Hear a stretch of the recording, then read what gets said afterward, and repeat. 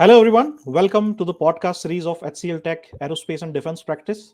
Myself, Anshul Sharma, Industry Principal for Aerospace and Defense at HCLTech. And today I have with me our Global Lead and Vice President of HCLTech Aerospace and Defense Practice in North America, Mr. Sharad Maheshwari. So today, Sharad is going to talk about some of the regulatory aspects in aerospace and defense industry and the capabilities of HCLTech to meet compliance requirements of aerospace and defense companies for delivery of our digital transformation services. So welcome, Sharad, to this podcast, and great to have you here. Anshul, it's a pleasure and honor to be with you, and thank you very much for considering me. Great.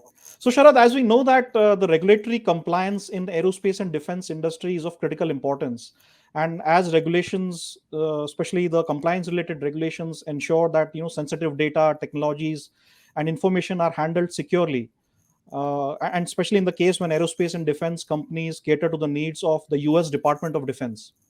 So, in the context of information technology services or engineering services delivery to these aerospace and defense companies, the service providers often encounter challenges related to the complexity of these regulations and the compliance requirements. So, could you tell us maybe what are some of these important compliance requirements from a service provider perspective? Sure, Anshul. So I think if you see, the Department of Defense has been very clear in the US, and they have an agency called DDTC that is Mhm. responsible to drive these compliances. If you've heard of terms like ITAR, EAR, you must have heard of things like DFARS from a cybersecurity perspective.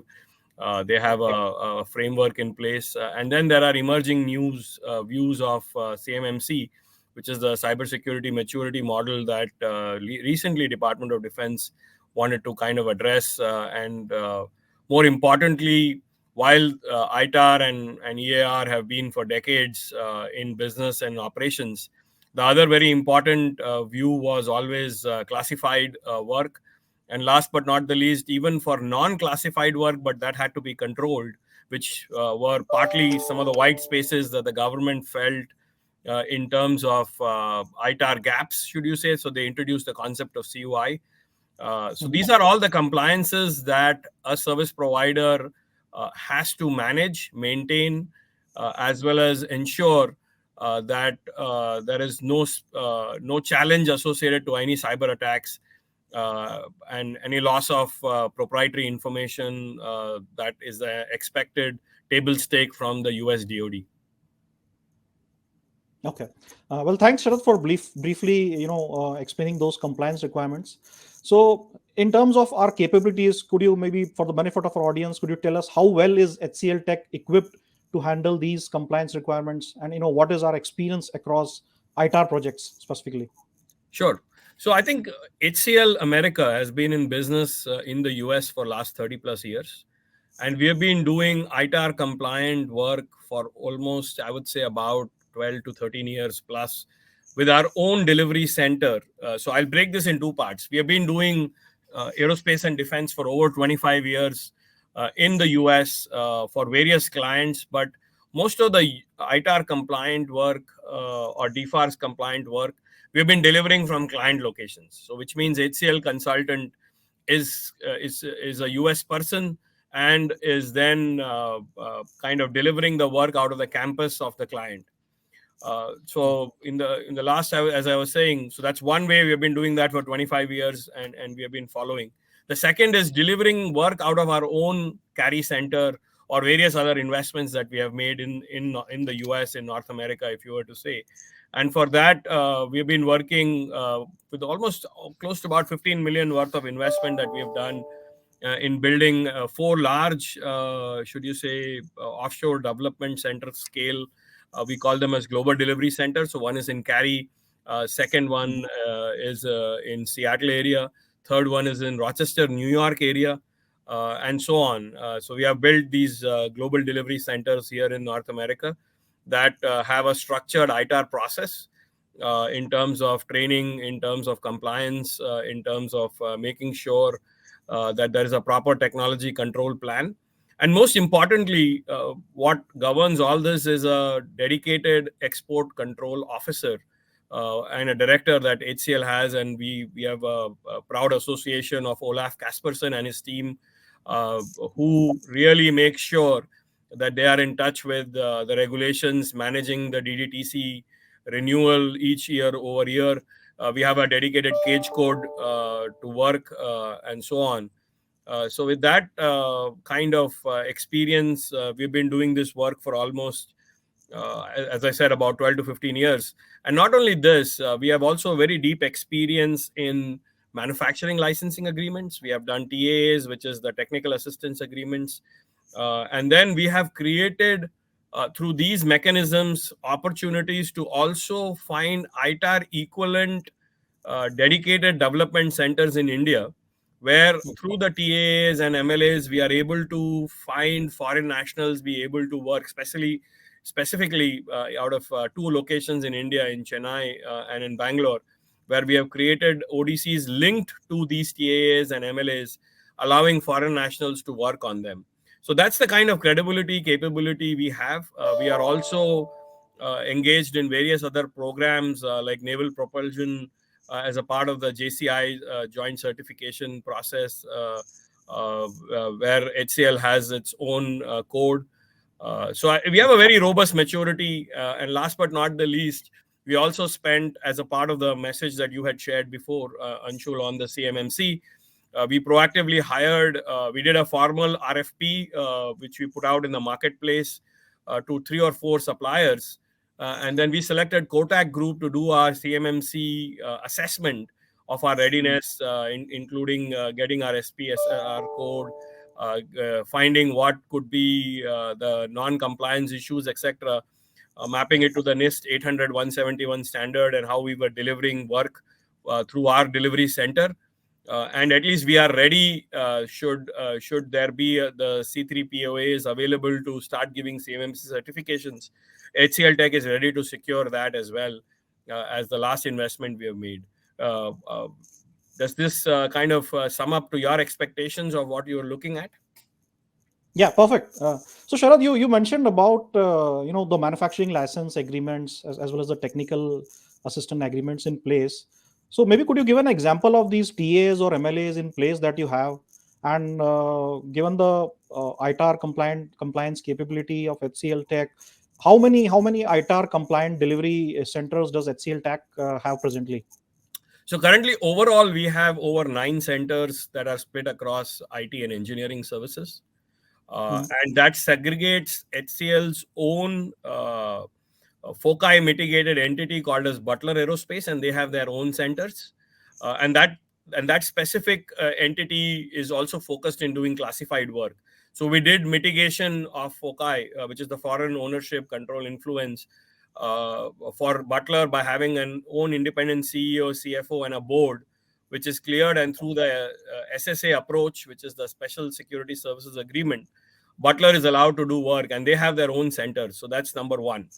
Number two, to answer your question, we have I would say, in the last decade, we have done over 200 TAAs Mhm. for each of the customers. And through the TAAs, we are based on the program, which could be either IT or engineering.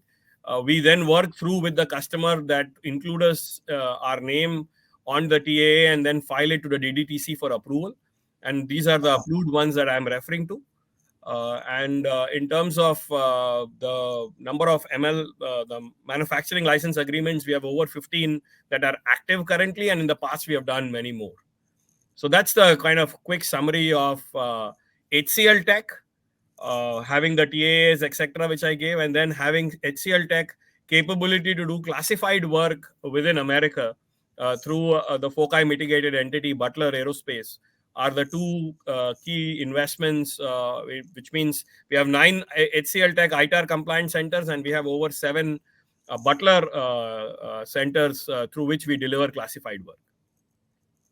Great. Thanks, Sharad, for highlighting those some of our ITAR compliant capabilities. Now, in our conversation earlier, you had mentioned about specifically about controlled unclassified information. So, specifically referring to the Department of Defense contracts. So, what are HCL Tech's credentials in terms of protecting this controlled unclassified information for DoD contracts? That's a great question, Anshul. So I think what we realized was, as DoD contracts started appearing with asking for how is your CUI strategy, how are you addressing that, we made sure as we designed our ITAR delivery centers, they are very uniquely designed in a way.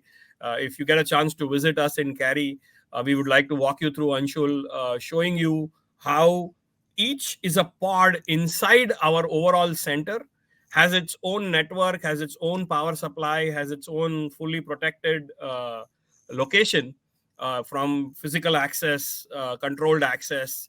Everybody has to go through an MKS screening to enter into these. So we did some of these kinds of ITAR areas, and for CUI alone, we don't bring any CUI data into HCL compound. So we are predominantly working on scenarios where the HCL US person consultants or US citizens. I mean, there were only two options there. Either they, most of our people are US citizens. Some have green card holders or are on US asylum. So from that context, they are US persons. We make sure that no CUI data is bought into HCL network. And just from a compliance perspective, whenever that expectation is there to bring CUI data in HCL compound, we switch our contract from HCL America Inc. entities and centers to Butler. So only through the Butler engagement, we are bringing CUI data into HCL compound because they are compliant, the network is audited, and so on. But from HCL America standpoint, we are ISO 27001 compliant. What ISO doesn't do to DFARS 252 standard for cybersecurity, 252.204.7012, is the fact that it doesn't give flavor to the type of DoD defense data, right? ISO is all about process, not, it doesn't give you data classification as CUI or classified or those kinds of stuff. So from that standpoint, while HCL is organizationally all over the globe compliant to ISO 27001, in the US, we have all these controls in place to make sure that we are complying to the standards of DFARS 252.204.7012. We don't bring CUI into our compound. If that is the ask of a customer, we switched our development centers to Butler Aerospace, where we are allowing to do that. Okay. So thanks, Sharad, for highlighting those credentials. My last question to you is, as a lot of companies engaged in government contracts, they are moving to GovCloud for handling of this controlled unclassified information. So what would be the impact from a compliance perspective? So I think I think GovCloud, as a part of the should you say the expectation from DoD for ITAR compliant work, they have had what is called as the FedRAMP certification that either SaaS providers or cloud service, like the hyperscalers that you have come across in the marketplace. So if you take ServiceNow is a Gov instance. If you take Salesforce, very similar. If you take hyperscalers like Microsoft, it has Azure Gov. AWS has AWS Gov. And Google has done their own approaches, even though they may not have a Gov kind of offering. They have a different way in which data on rest and data in motion, and how do they actually secure them.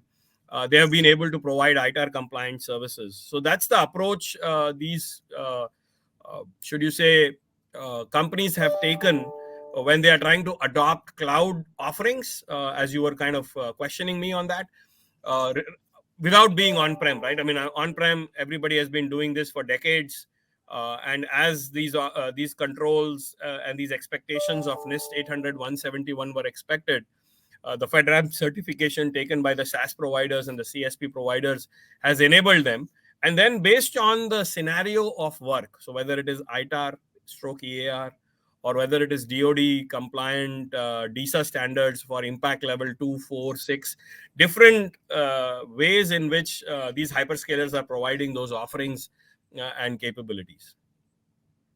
Okay. So Sharad, you had mentioned about CMMC earlier as well, and you mentioned about recently FedRAMP certification. So I'm assuming FedRAMP is something which is specifically which the government agencies need to demonstrate as they move to a cloud. So how does this FedRAMP differ from CMMC? So the FedRAMP is baseline expectation by the US federal government to have specific NIST 800-171 controls put in place, right? Okay. I mean, that's the now what those base frameworks have been taken, and CMMC is the cybersecurity framework across that takes the overall threats and having the framework, velocity, and view to zero trust network architectures, having SASE architecture. So all the way across, CMMC is holistically seeing all of the NIST 800 171, and it is also a cybersecurity framework that enables to protect data, whereas FedRAMP is the assessment framework that the government has taken. So it's kind of it's CMMC is the overarching expectation from that standpoint, and FedRAMP is part of that. Okay. Well, thanks, Sharad, for those wonderful insights around A&D regulatory compliance. It was great speaking with you.